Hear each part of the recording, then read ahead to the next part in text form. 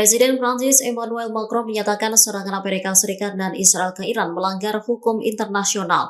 Dalam pidato televisi pada Selasa 3 Maret 2026, Macron mengatakan Iran memang memikul tanggung jawab utama. Namun, operasi militer Amerika Serikat dan Israel dinilai dilakukan di luar hukum internasional dan tidak dapat disetujui Prancis. Di tengah konflik yang memanas, Macron memerintahkan kapal induk bertenaga nuklir Prancis dipindahkan dari Laut Baltik ke Mediterania. Pengerahan kapal induk ini dilakukan untuk melindungi aset sekutu.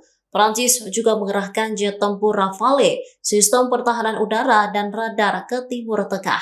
Prancis juga mengirim fregat ke Siprus, Yunani, menembak jatuh drone di wilayah Sekutu Teluk. Selain itu membantu evakuasi warga Prancis dengan 2 penerbangan ke Paris. Langkah ini akan terus dilakukan selama diperlukan di tengah memanasnya wilayah Timur Tengah. Macron menyebut situasi memburuk setelah Selat Hormuz ditutup dan jalur pelayaran penting seperti terusan Suez serta Laut Merah terancam. Ia menegaskan perang berdampak pada harga minyak, gas, dan perdagangan global. Ouverte par les frappes que les États-Unis d'Amérique et Israël ont initiées contre l'Iran, elle s'étend à présent dans la région et emporte de graves conséquences pour la paix et la sécurité de tous. La République islamique d'Iran porte la responsabilité première de cette situation.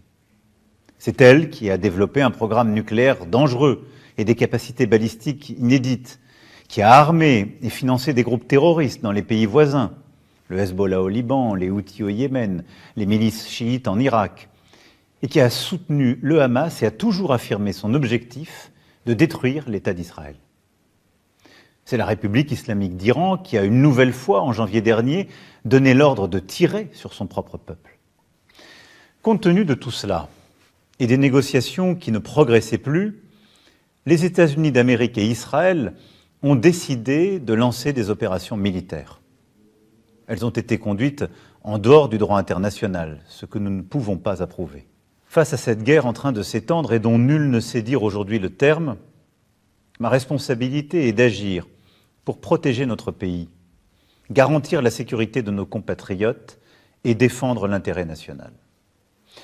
Nous avons renforcé la sécurité de nos bases militaires dans la région.